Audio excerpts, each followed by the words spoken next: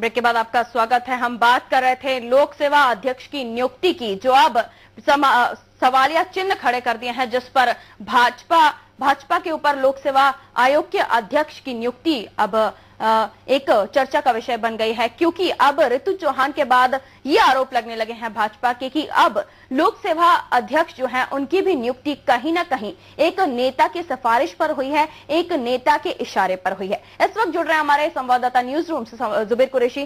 जुबेर जी, जिस तरह से अभी हमारी बात हुई थी के मिश्रा जी से, उनका कहना था कि व्यापम घोटाले पर भी उन्होंने चर्चा करने की कोशिश की थी लेकिन नहीं हुई। अब दूसरा मुद्दा खड़ा हो गया रितु चौहान और लोक सेवा अध्यक्ष प्रदीप जोशी का। तो अब क्या लगता है कि और भी कई आरोप, जिस तरह से के मिश्रा जी बता रहे थे कि और भी कई आरोपों के खुलासे हो सकते हैं? देखिए पारुल, जिस तरह से विधानसभा सत्र शुरू होने से पहले नेता प्रतिपक्ष सत्यदेव कटारे ने घोषणा की थी कि विधानसभा में इस बार कांग्रेस अपनी जबरदस्त उपस्थिति दर्ज कराएगी और 18 दिन लगातार 18 नए खुलासे करेगी। आज विधानसभा के करीब 5 दिन हो चुके हैं, लेकिन अभी तक कांग्रेस ने या नेता प्रतिपक्ष ने कोई बड़ा खुलासा नहीं किया है।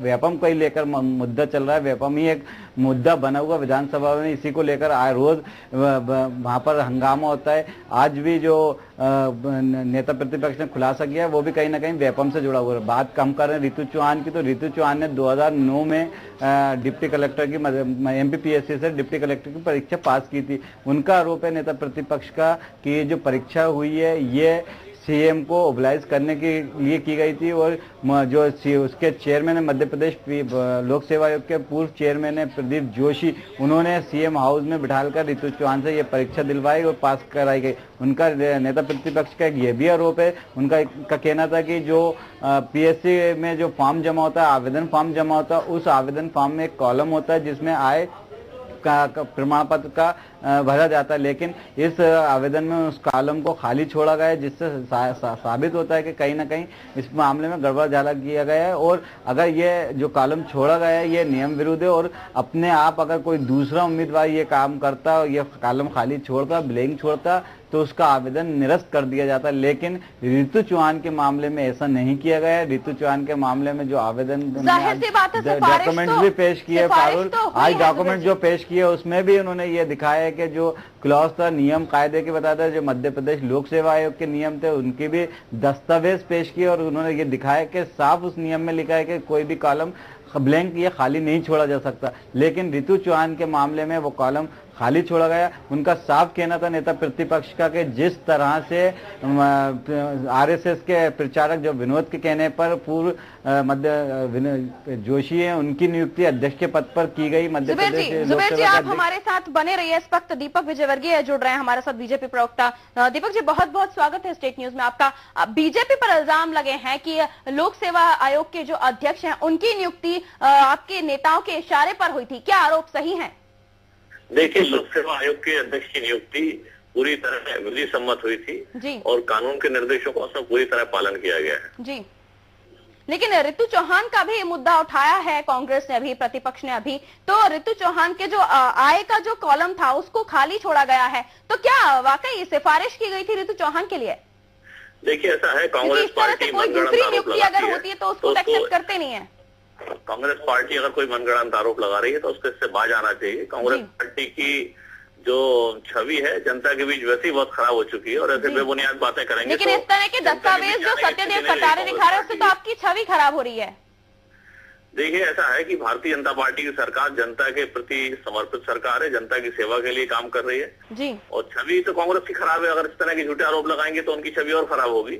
मैं समझता हूँ इस तरह की झूठी बयानबाजी से बचना चाहिए, गलत बयानबाजी से बचना चाहिए। अगर किसी मामले में कानून अपना काम कर रहा है तो कानून को अपना काम करने देना चाहिए जी। लेकिन जिस तरह से सत्यदेव कटारे जी कागज दिखा रहे हैं, वो फॉर्म दिखा रहे हैं और उनको अंडरलाइन करके मीडिया के सामने उन्होंने पेश भी किया है, तो क्या अब वो जो दस्तावेज उन्होंने दिखाए हैं वो क्या झूठे हैं? देखिए, ऐसा है कि इस देश में कानून का राज है जी। तो मीडिया की वजह से नहीं है, उसके लिए सुप्रीम कोर्ट है, हाई कोर्ट है। अगर सत्यदेव कटारे जी के पास कोई कागज है तो STF को दे दें, हाई कोर्ट में दे दें, सुप्रीम कोर्ट में दे दें, तो ये समझा जाएगा कि परिपक्व नेता है वो। लेकिन कई बार विधानसभा में रहे हैं, प्रदेश के मंत्री रहे हैं, उसके बाद भी ऐसी हवाबाजी में बातें करेंगे और बेबुनियाद बातें करेंगे तो उसका कोई सत्तर नहीं है जी। इस तरह के कागजात, जिस तरह से वो कागजात दिखा रहे हैं, तो वाकई वो कहीं ना कहीं बीजेपी की छवि को खराब करना चाहते हैं। बहुत बहुत शुक्रिया आपका। तो ये थे दीपक विजयवर्गीय, बीजेपी प्रवक्ता, जिन्होंने बताया कि कांग्रेस अब पीछे पड़ी हुई है बीजेपी के, कहीं ना कहीं छवि खराब करने की कोशिश कर रही है बीजेपी की। लेकिन जो अभी दस्तावेज जो सत्यदेव कटारे ने दिखाए, अब ये बड़ा सवाल उठता है, क्या वो झूठे हैं? जुबेर जी, आप हमारे साथ जुड़े हुए हैं, आपसे जानना चाहूंगी, जिस तरह से दस्तावेज सत्यदेव कटारे ने दिखाए हैं, जिस तरह से अभी हमारी बात हो रही थी दीपक जी से, उन्होंने भी कहा कि आरोप मढ़ रही है कांग्रेस, लेकिन वो आरोप कहीं ना कहीं झूठे हैं, क्योंकि वो चाहते हैं कि अगर इस तरह के कोई दस्तावेज है भी तो वो एसटीएफ को दे या फिर हाईकोर्ट को दे। तो क्या सत्यदेव कटारे अब ये दस्तावेज हाईकोर्ट को देंगे या फिर एसटीएफ को देंगे जांच के लिए? पारुल, हाईकोर्ट से भी बड़ी चीज होती है विधायक और विधानसभा के पटल पर वो ये दस्तावेज रखना चाह रहे थे और उन्होंने इस बात की अनुमति मांगी थी, इजाजत मांगी थी विधानसभा स्पीकर से कि ये जो उनके पास रितु चौहान से संबंधित रिलेटेड जो डॉक्यूमेंट्स हैं या मध्य प्रदेश पीएससी के पूर्व चेयरमैन हैं उनके से रिलेटेड जो डॉक्यूमेंट्स हैं उनको विधानसभा के पटल पर रखने की इजाजत दी जाए। लेकिन विधानसभा स्पीकर ने उनकी मांग को नकार दिया। इसके बाद उन्होंने ये दस्तावेज मीडिया के सामने ओपन किए, उनको मीडिया को ये दस्तावेज दिए और उसमें साफ है और ये जो डॉक्यूमेंट्स हैं आईटीआर के तहत लिए गए डॉक्यूमेंट्स हैं, पूरी तरह सत्यापित डॉक्यूमेंट्स हैं। तो इन डॉक्यूमेंट्स को कोई नहीं नकार सकता। पेपर्स तो सच हैं, लेकिन उसमें सच्चाई ये भी है कि उनका साफ कहना है कि जिस तरह से इस पहले वेपम में घोटाला किया गया, वेपम की परीक्षाओं में घोटाला किया गया, उसी तरह उनका जो आरोप था कि कांग्रेस के शासनकाल में, दिग्विजय सिंह के शासनकाल में सिगरेट के डिब्बियों पे, सिगरेट की पर्चियों पे नियुक्ति होती थी, तो उनका भी यही कहना है कि आरएसएस की पर्चियों पे भी लोक सेवा आयोग के जैसे सीनियर पोस्ट पर इतनी महत्वपूर्ण पद पर पदस्थापना हो रही है, आरएसएस के लोग नियुक्तियां करा रहे हैं और उन नियुक्तियों का फायदा शिवराज सिंह चौहान की भांजी को मिला है मोबिलाइज करने के लिए। जिस तरह से आरएसएस के इशारे पर आरएसएस के प्रचारक हैं विनोद, उनके कहने पर मध्य प्रदेश लोक सेवा आयोग के पूर्व अध्यक्ष प्रदीप जोशी की नियुक्ति की गई थी। उसी की उनका एहसान उतारने के लिए, एक तरीके से कहा जा सकता है कि एहसान उतारने के लिए प्रदीप जोशी ने शिवराज सिंह चौहान की भांजी चौहान की नियुक्ति उनको पास कराया। परमिशन नहीं दी गई, जिस तरह से वो चाहते थे कि उनकी बात रखने की इजाजत दी जाए, उन्होंने मांगी भी, लेकिन जो हमारे सीता शरण शर्मा जी हैं उन्होंने अनुमति नहीं दी। तो क्या बीजेपी डर गई है उन दस्तावेजों से या फिर बीजेपी अब कहीं ना कहीं बचना चाहती है इन सब चीजों से?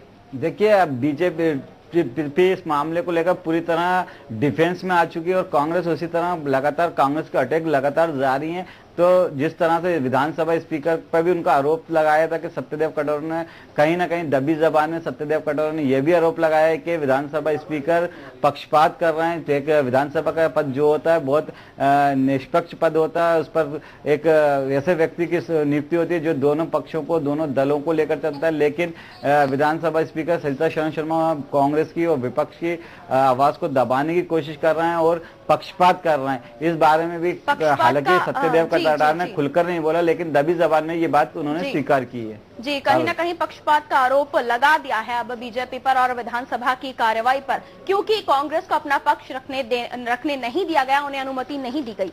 तो अभी इस विशेष पेशकश में बस इतना ही। खबरों का सिलसिला स्टेट न्यूज पर लगातार जारी है। दीजिए इजाजत, नमस्कार।